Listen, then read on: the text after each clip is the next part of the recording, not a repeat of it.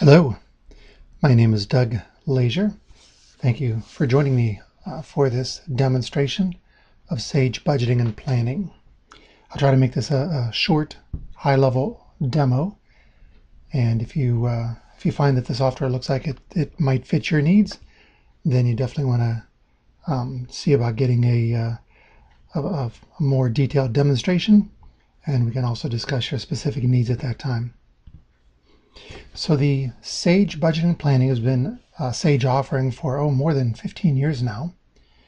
But I know as I try to find information on it, I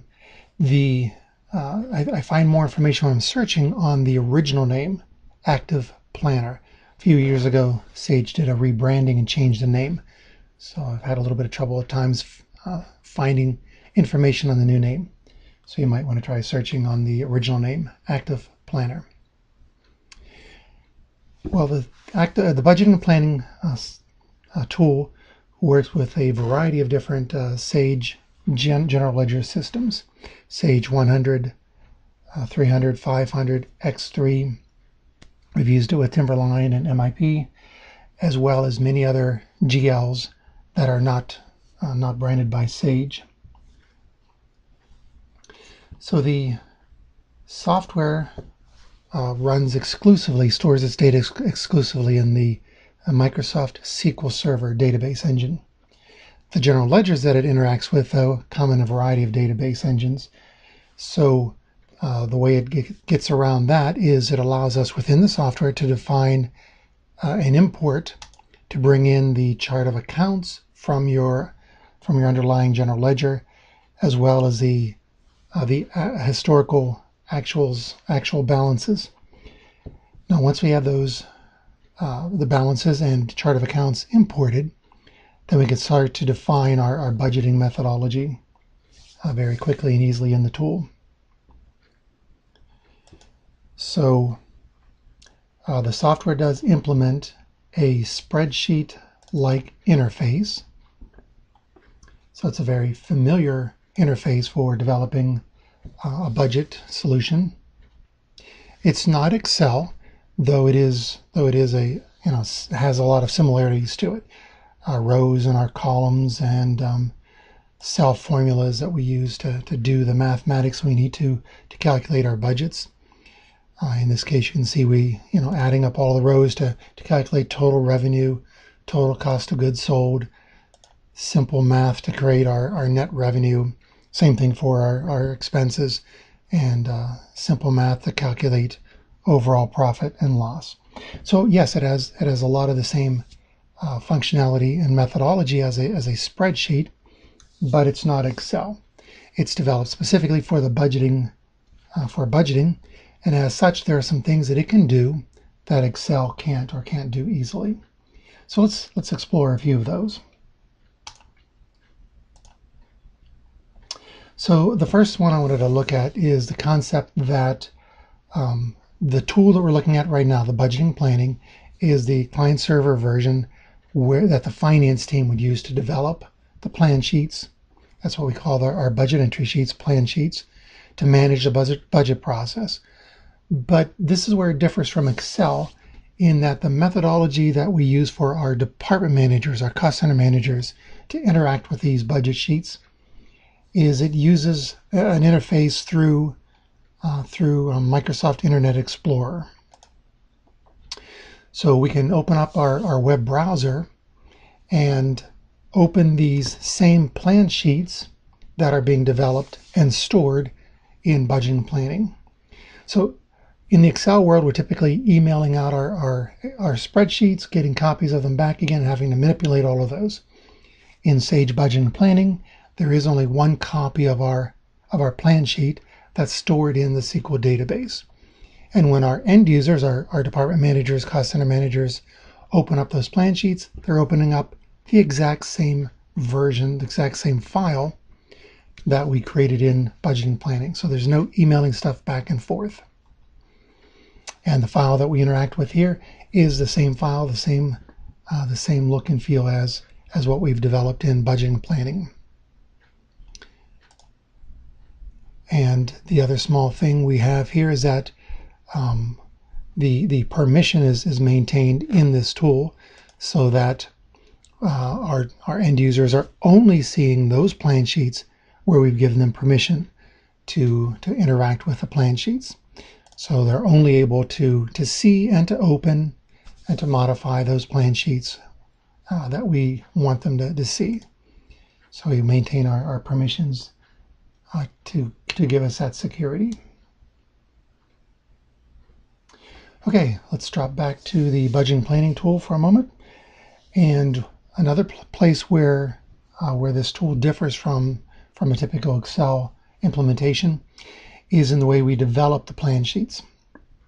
So the first thing is we typically use a template-like methodology. So what's a template? A template is just simply that one plan sheet that we create from which all other plan sheets for each of our departments or cost centers will be derived. So that's one great thing that we have. The other thing, because it understands the chart of accounts, okay, it allows us to create what it calls a section.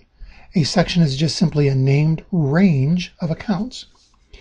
So in this case, if we look at segment 1 for this demonstration data, segment 1 is the main or the natural account.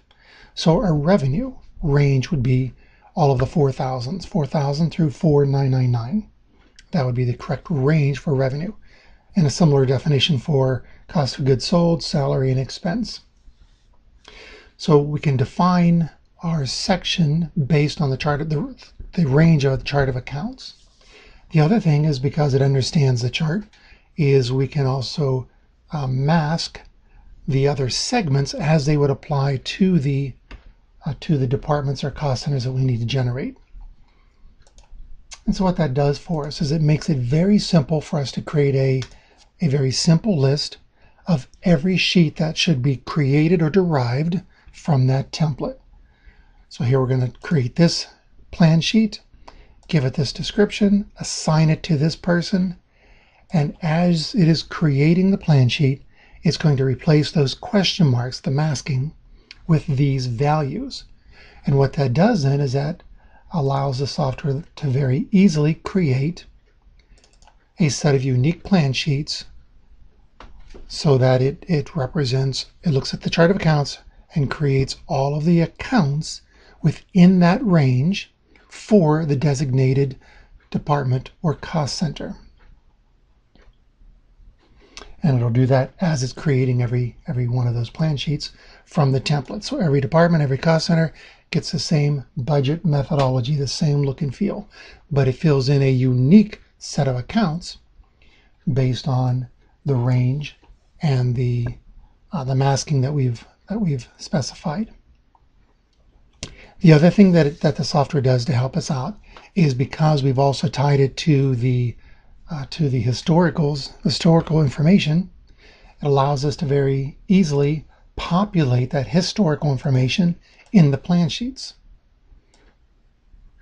So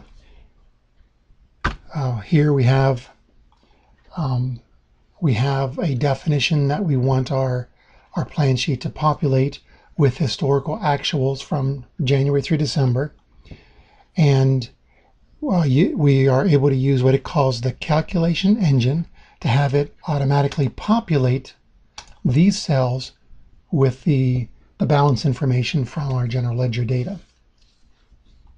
So it makes it very easy then to create the rows in the plan sheet, to fill in the historical information, and from there we can easily calculate, using whatever budget methodology you might want to implement. We can easily calculate our budget, our new year budget. So, okay. So you'll notice that the other thing we do within the product is we use a tree-like structure to help us with the organization of these plan sheets that we've created from the templates. And so it makes it very easy. It's simple, literally a very simple drag and drop to create this tree-like structure. and that helps us with the organization of these plan sheets. But it also helps us with the flow of data. So if we have our department managers budgeting each of their different items here, corporate North America, South America, Europe, Asia, typically we want to see a summarization, an aggregation of all of that data so we can make some sense out of the information in aggregate. So in this case, we are aggregating all of the locations to give us a summary of the entire sales department. So this is where the tree-like structure helps us with that flow, with that aggregation of data. It consolidates all of the similar information as we flow up the tree structure. So we can easily see aggregates of our revenue, our costs, our salary, expense, etc. So you can create these. You can create the tree structure by a simple drag and drop, and then we use the tree structure to also help us in with the aggregation.